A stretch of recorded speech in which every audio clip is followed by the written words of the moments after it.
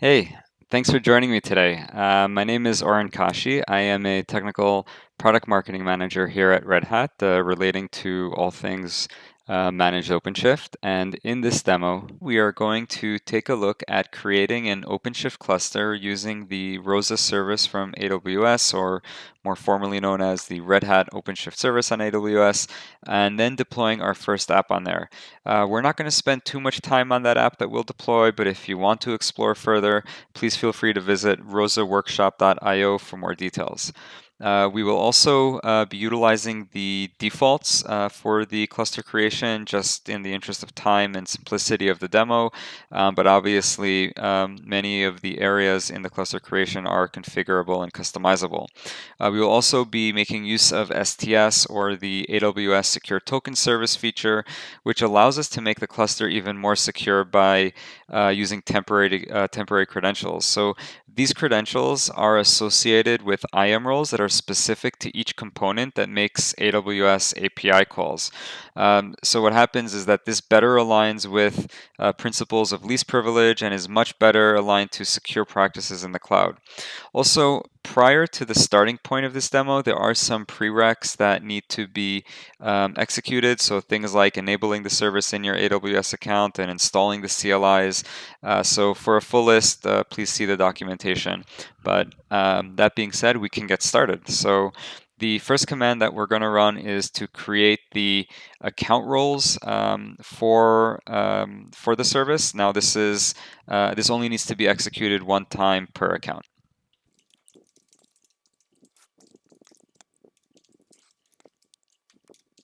So as I mentioned, this is once per account. So for any future clusters that you are creating with OpenShift version 4.8, you do not need to rerun this command. So really what ends up happening is it breaks down to just 3 commands that you need to run, not including this one. The next command that we're going to run is to actually create the cluster, and we're going to also give it a cluster name.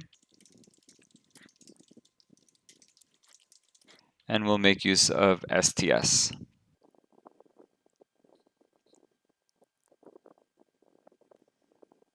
All right, so we do get some information as to what is being used with the cluster.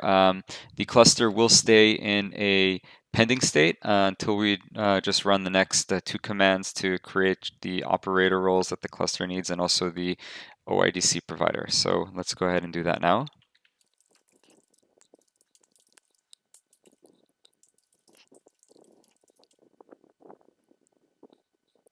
And what the auto mode does, that you have seen me type in a few times, is it just automates the process of creating the AWS roles and policies. If you wanted to explore them yourself, you can actually just use the manual mode, and that will actually generate them on your local machine, so you can actually open them up, take a look at them, but then you'd have to run the proper AWS commands to execute those as well. So we'll just go ahead and create the OIDC provider.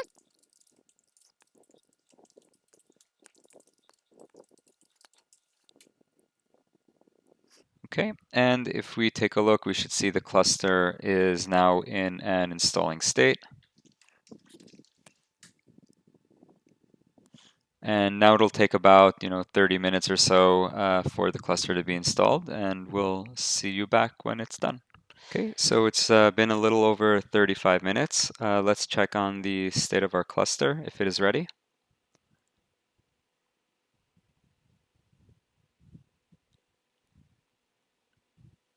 And we see that it is ready to go. We can also confirm this by looking at the AWS console. We can see, for example, the EC2 instances that were deployed. So we do see that a cluster with the default node configurations was deployed, and we have 2 worker nodes. So we should be ready to go.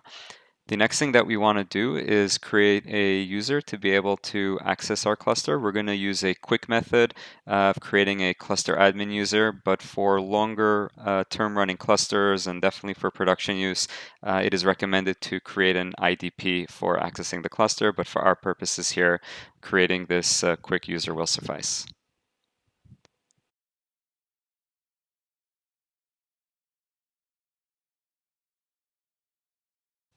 Okay, so what we'll do is we'll just copy the command that was outputted to us to log into the cluster.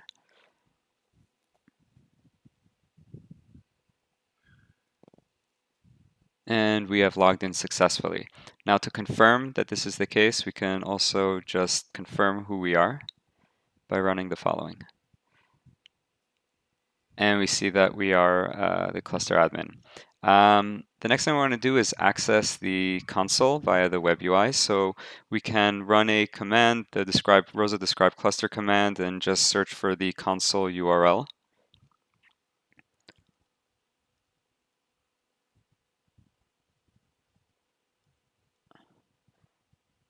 And then we can just copy and paste that into a browser and see if we hit the cluster.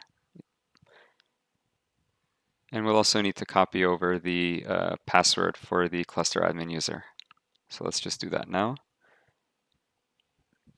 And there we go, we see cluster admin. So let's type in cluster admin and paste the password. Awesome. So we're now logged in. We're able to access the OpenShift web console. Now, the next thing that we'd want to do is actually deploy our first application. This is the OS Toy or OpenShift Toy application.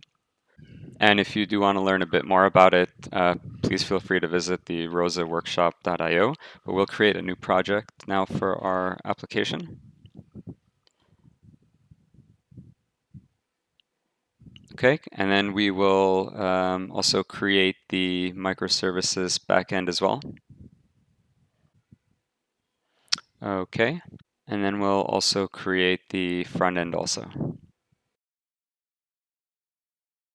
Then we will also get the routes so that we can hit our application from the web browser. And then we will see if we can access our application. So we'll just copy this and paste it into a new browser. And there we go. Our application is now deployed on our very first ROSA cluster. Hopefully you have found this demo helpful, and thanks for joining.